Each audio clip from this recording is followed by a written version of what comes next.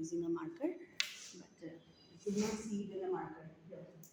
Okay, so uh, because there is no marker and there is no whiteboard, or there is a whiteboard but no marker is here. Okay, so we'll be discussing about now. I don't want you to move to that room and get the marker because like 10-15 minutes is already wasted, right? Uh, See, I'll be discussing about women issues and women questions, which is very important. In the last class, also, I told you that this is another important aspect related to right. Huh? So, we have discussed about uh, different waves of feminism in the last class: first wave, second wave, and third wave feminism. When we talk about the first wave feminism in India, and we try to relate feminism in Indian context, we see that feminism in Indian context is different from the rest of the world. Okay, and in the Western concept, because feminism itself is a Western concept, but when you try to articulate it in Indian context, it is a bit different because the waves, the way it has started in India, has a separate phase, and that phase is also different from the West. Okay, so we might say that first wave was started in 1860 during the suffragette movement in West, when there is a campaign and advocacy for right to vote for the women, right to contest elections even, and also equal right at par man. So at par manfolk. So we actually see that that wave which we experience in the West during 1860, here in India in um, uh, prior to independence, right? And during the social reform movement. And we get to find that many middle class women and elitist women took part in that women movement. And basically, that movement is known as reform movement to reform the condition of these women, reform the plight of the women, the social plight of the women, like they advocated against the sati, advocated against the child marriage, they advocated for widow marriage. So we get to see, and even they were advocating for right to education for women, right to equality at par with the man. Okay, and other marriage related right and gender equality, and also regarding the maintenance of family, adoption related right, they advocated for. But that was a part of the reform movement, and women of the higher caste and middle class participated in that first wave of feminism in India and the reform movement. So, first wave of feminism in Indian context represents the reform movement and the endeavor of the elitist and the middle class women, and higher middle class women, upper middle class women. Now you see in second wave, which was started after independence, it was started basically after 1970s. So first wave culminated prior to independence, and it continues up to 1960. And the second wave of feminism started even in the world perspective. Also, we get to see it started simultaneously in Indian context and in West. We get to see the culmination of the second wave of feminism in 1960s and 1970s. And there we find various women collective and organization to stand for the right of women. So all those collectives and women organizations actually discussing about the importance of gender equality, and they negated the role of the elitist. They negated the role of the elitist women, elite women, and upper middle class women who advocated reforms of women's condition during the first wave. And that was the difference in the first wave in the West and the first wave, the transition between the first wave in West, first wave to second wave in West, and that transition which we experience here in India in first wave and second wave. Okay, because here in India, second wave feminist, which got expression in the forms of women collective. You get to see during that time, ecofeminism also came up. Although women um, somehow they feel that they are related to nature, and it is a different genre of rights. Right to forest, right to livelihood, and they are equated themselves with the nature, and ecofeminism came up. So like that way different women collectives came up, and they advocated for themselves and to get rid of the marginalized situations. They feel that they are being exploited, they are being oppressed, they are being subjugated. And there are also threefold oppressions. So when we talk about the threefold oppressions, which could be equated more with Dalit feminism, and it was also started by them, but the magnanimity and intensity of Dalit feminism came in 1990s. But it was started during the second wave feminism, when you see the feminist in India, so-called women, they started demanding their rights for even equal pay, economic rights, social rights, cultural rights, because they could understand the cultural context, context as well as the constraint. So initially in the first wave, you see these lower caste women and many marginalized women who are the victim of patriarchy. They could not realize their operations. So we get to find, yeah. So we get to find that they took help, even not they took help. Once the English educated section, you see this, who are being oriented with the liberal tradition, the minted with liberal tradition, they came forward for the advancement of women, right? So we find that difference here in first wave and the second wave. And when we talk about the third wave of feminism, then we get to find the new feminities here in India. And new feminities are based on those intersectionality. Intersectionality in the sense that you have to have references from the caste, class, position of the women. Then we see the race of the women, the color of the women, ethnicity of the women, okay, and the geography and the region of the women, religion of the women. So that new feminities try to understand the gender inequities from this intersectional context, the multiplicity nature of multiplied nature of that operation, and multiplicity of operations, subjugations, which will define the third wave feminism. So intersectionality of the wave will define the third wave feminism, whereas we get to find second wave feminism when marginalized women who are being oppressed, they take stand for themselves during the second wave feminism.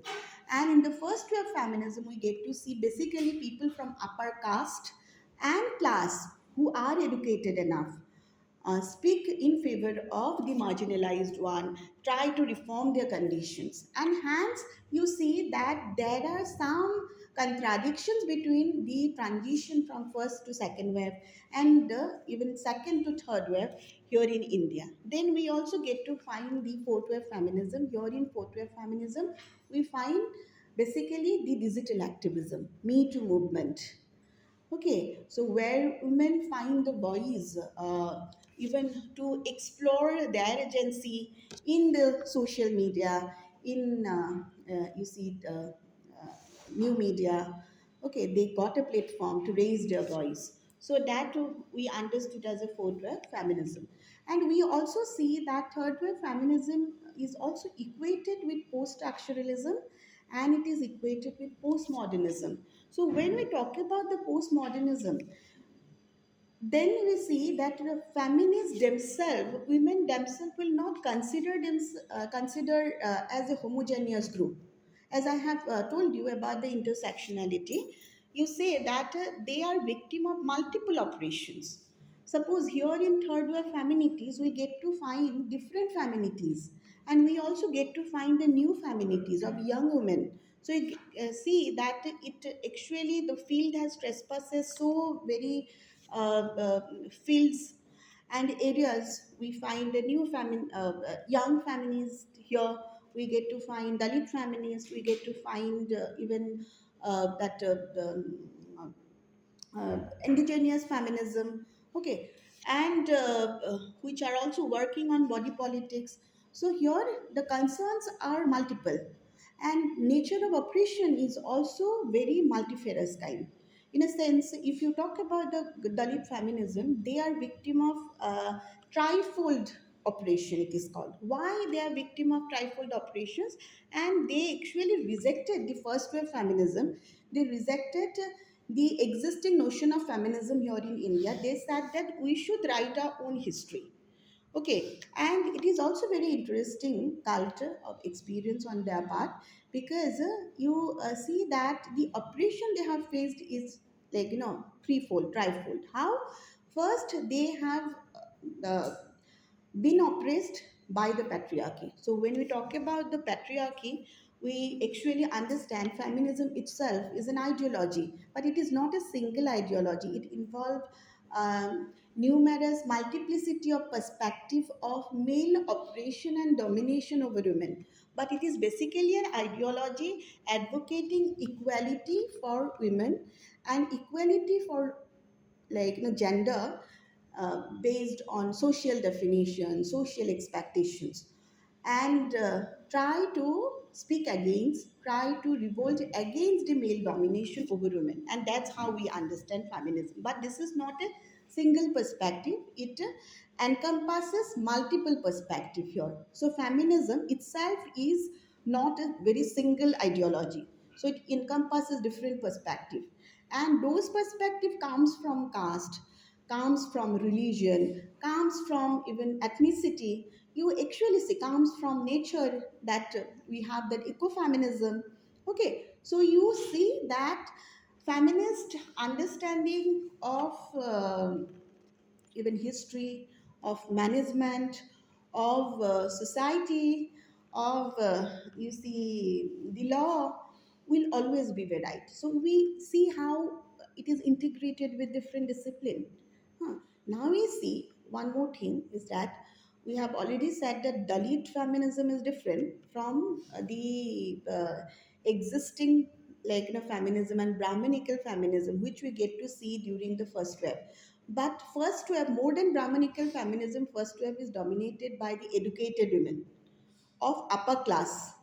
Okay, because the condition of, like, women among the Brahmin caste is also of similar kind. The kind of restrictions they have faced on the mobility and sexuality was very acute. And unlike it, women from Dalit category and Dalit section has a different kind of operations. Their operation are also sexual operations, but their movement and mobility is not restricted. But yeah, as a collective, as a Dalit collective also, they are victim of different kind of violence, rape, and also invisibility of the oppression that they have faced. That has led to Dalit oppression. See, they are being subjugated. Okay, so when you talk about the subjugation, what we say? Subjugation. They are being subjugated. I mean, gender is always equated to subjugation, so they are dominated by even the Dalit male. So that is very internal to them. So when we talk about Dalit patriarchy or Dalit feminism, they actually speak against two very uh, patriarchy. One is internal and external Brahminical patriarchy. Internal patriarchy is something which is very close to their own nature and own cult, own group. So they being oppressed and suppressed by the patriarchy themselves. And Dalit man could not give them that visibility. Okay, so that kind of patriarchy, that oppression they have faced. Then the oppression they have faced um, from the upper caste. That is a restriction on social mobility. So within their zone, they did not get any restriction in the mobility. But yes, when patriarchy is there to create a kind of social disablement for women, disability for women. So patriarchal society, we are against the patriarchal. As a feminist, we see that it also has earned a lot of bad name, just because it at times you see. it is revolted against the patriarchy, and it is actually created a kind of stabilizing factor according to someone, because our society is patriarchal, all the major decisions are taken by male folk, but where is the women? But this is not at all feminism. Be social feminism, we talk about liberal feminism and other perspective, we talk about first wave, second wave, third wave feminism didn't try to overthrow patriarchy. They just demand equal rights for women. So radical feminism talking about overthrowing the power, because they consider state, power and male are equated, and we need to remedy the whole structure. Huh. So, except radical feminism, rest of the feminist perspective and ideologies, as it is not a single ideology, I have told you, it's a multifold ideologies. They were in favor of equal rights for women, and to look for enhanced agency, to look for their capacity, enhanced capacity to make a decisions, and look for empowerment. Okay, now here moving from Dalit feminism, we will get back to Dalit feminism. But if we look into the gender concept, we are also talking about women empowerment here. But you see that initially we have women studies department, and if you understand the milestones of women empowerment, milestones of feminism here in India, then you get to find there are some report that came out, equality, that a report on equality of women and gender report that came in 1974. That was a milestone that has set the agenda for women development, because women were not developed enough. And you see, gender and women are two different concepts, because when you talk about women studies, they are not basically consider man as a contradictory force. They are concentrating on women issues. Rather than women issues, they are concentrating on women's question. But the thing is that gender has a very bigger dimension to cover, because it is a socially defined role on women. So when we talk about gender, gender is also a social stratification. Unlike the biological stratification based on sex, it is a social stratification. When you talk about social stratification, social definition of the role of women, then you get to find the gender relation. Gender relation means how society will define women's relation with other strata. Okay, and their economic relationship, social relationship, political relationship, other institutional relationship, how society will define their relationship with male folk, their relationship with other age group. Okay, so that is gender relations, which is based on inequity according to feminist. This is not based on equity, it is based on inequity, inequitous relationship. And that's why they favor for gender equality. And then we get to find the gender role. When we talk about the role, it is basically about the expectation from the society to want women to perform certain task and fulfillment. Okay, so the societal expectations which is imposed upon women, that you need to perform this very role. Okay, so like in relationship, we see that the relationship between husband and the women. So here also, who will have an upper hand always? That is defined by this woman. Okay, in an institutional relationship, if you see women's role in decision making and a management, so definitely women you will get to find the problem that women facing due to glass railing, glass you have that cleave, you have that is also sticky floor. These are some of the concepts which are very much equated with the management, you know. And that also define the relationship, inequitous relationship, because when you talk about a glass ceiling, you see a highly qualified women when they are looking for a qualified job, or looking for promotion and a growth in an institutions, then they have to face and they are subject to vertical exploitations and discriminations, which will stop them at a lower end to keep them upward. It is there in each and every institution. So that is called glass ceiling, and feminist speaks against it. Okay, so at any front, if found that women is of caliber, and that lady is not going to listen to anyone, so then there will be a system to subjugate her in different way and to stop her. That is called gaslight. It is there in newsroom. Everyone in newsroom, it is more. In company, in organization, it is even more. So we see that in bureaucracy, that is also we find some of the class ceiling, but in management it is more. In newsroom culture, women usually force lot of women face lot of challenges in terms of promotion, in terms of growth, and in entry level situation also, they face lot of hurdles. They face problem related to taking maternity leave.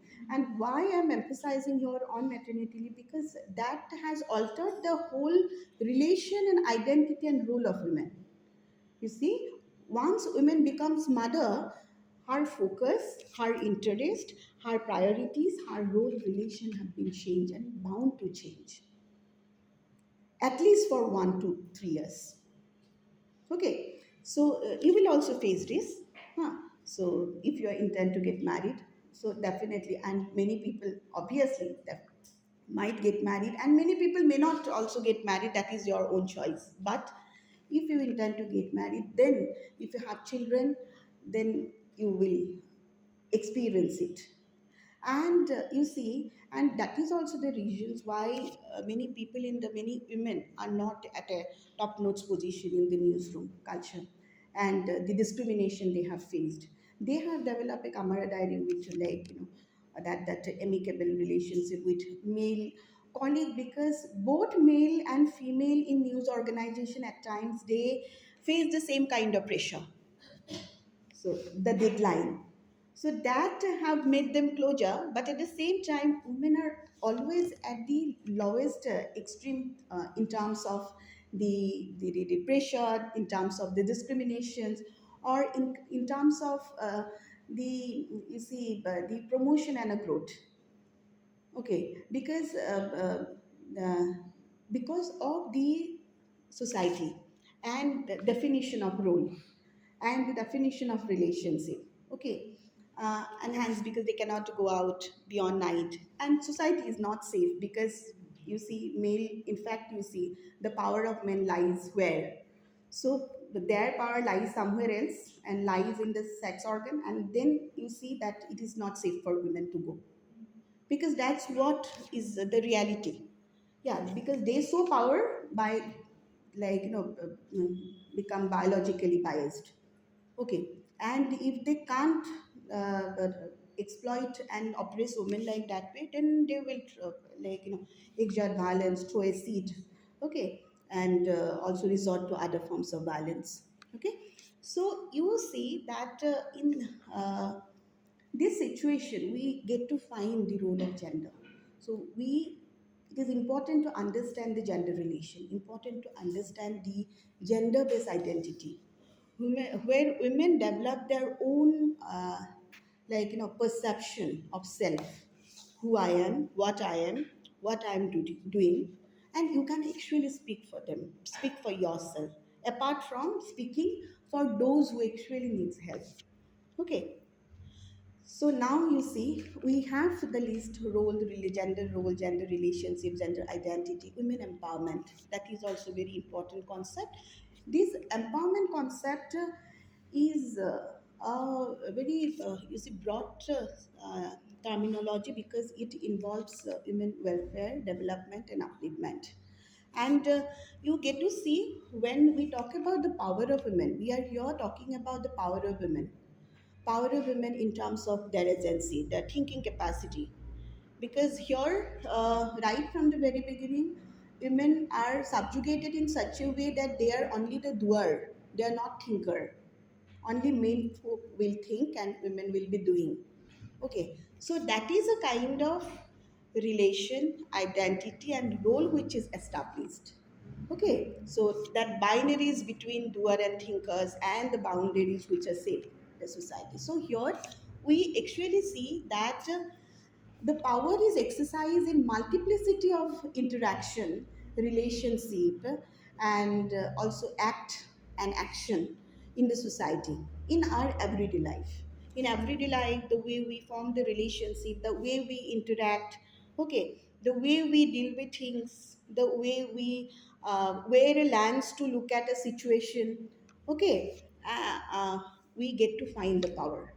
So now, when you talk about women empowerment, here we are talking about the power of women to, you see, to act with, that is also act with male folk and also other strata of the society, act with, and power of women to also change the existing exploitative system. So this is power two, power with, power two, and fourfold aspect of power Casby has told about.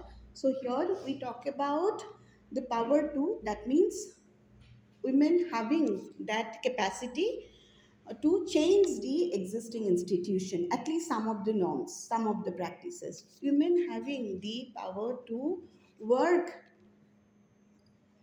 at par with male colleague, okay, and women having power to um,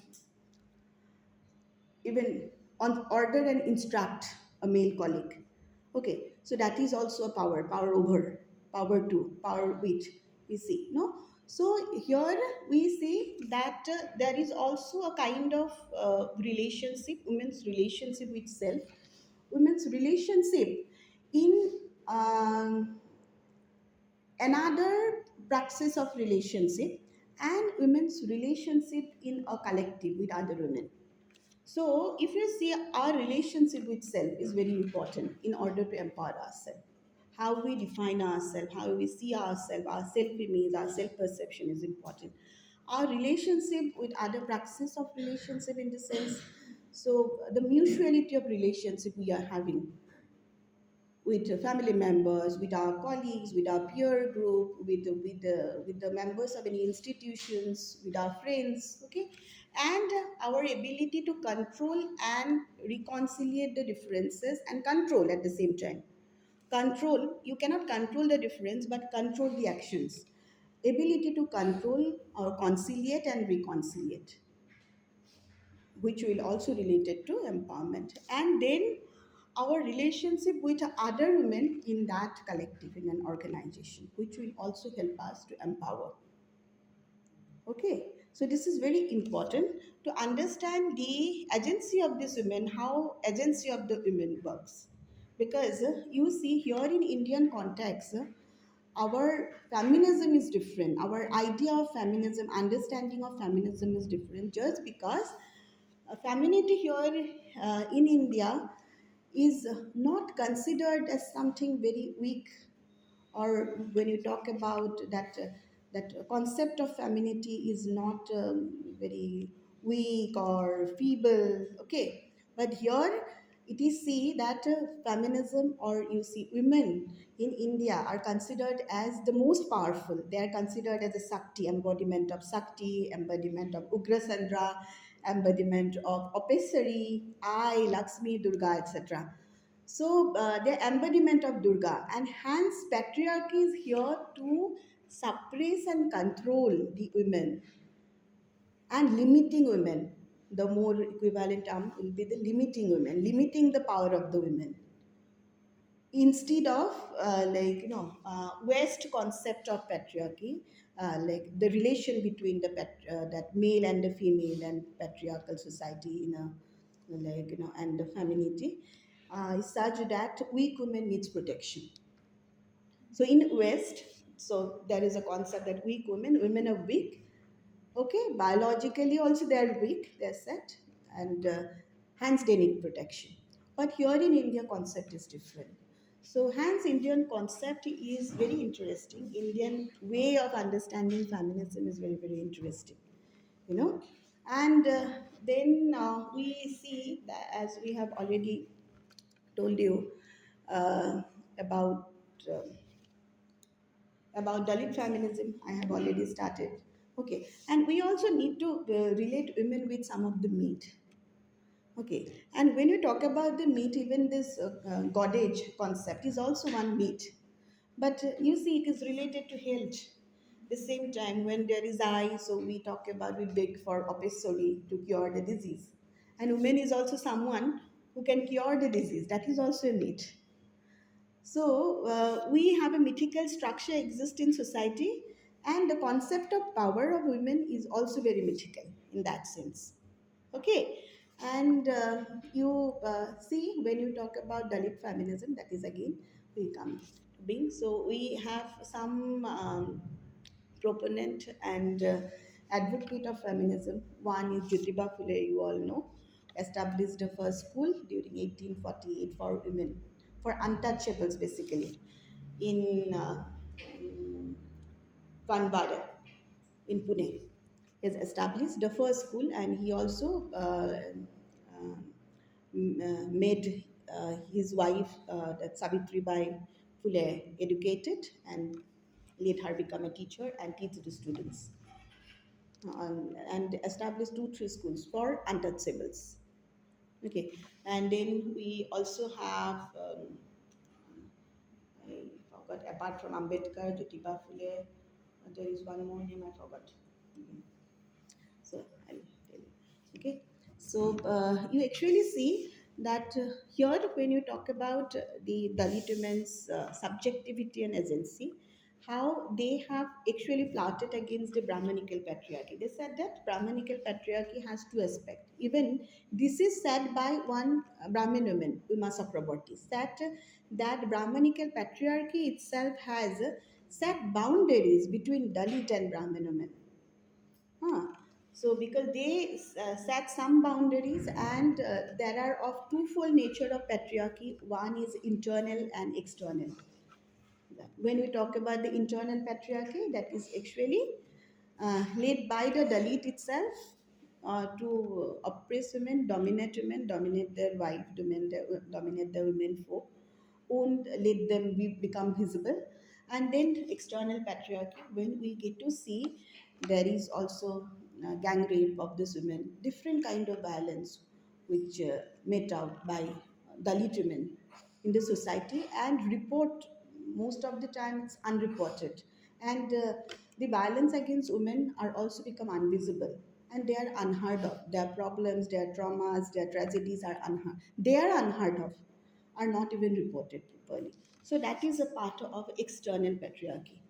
And here we actually see some of the movement, because we start to find a role of women as a collective. When you talk about women empowerment and women are looking for their identity, we get to find the importance of organizational pursuit or collective. It is through which women can empower themselves, right? So we also have, you see, Dalit Women Collective. There is a movement called uh, that Nimantar movement, and prior to it, Dalit Panthar movement. Everybody knows about heart of Dalit Panthar movement, and then also Bhumihin, that landless movement was there. That was also culminated in 1953. That was the first phase. It was started in Marathwada district of Maharashtra. That district was highly underdeveloped district, and also inhabited by the untouchables and the caste people and untouchables. And you see that Bhumihin, that movement actually uh, anticipated the redistribution of the land. And then that movement has also expanded, and it covered the entire Maharashtra by 1964-65. And by 1984-85, we get to see it has spread across India. So we find also Bhumidan, Landan, but that is Bhumidan movement is also Bhudan movement was there. Jayaprakash Narayan has started, but that was different. But here it was started in Marathwada district, and that Nimantar movement, that is also another movement, that is an offshoot of Dalit Panther movement. Dalit Panther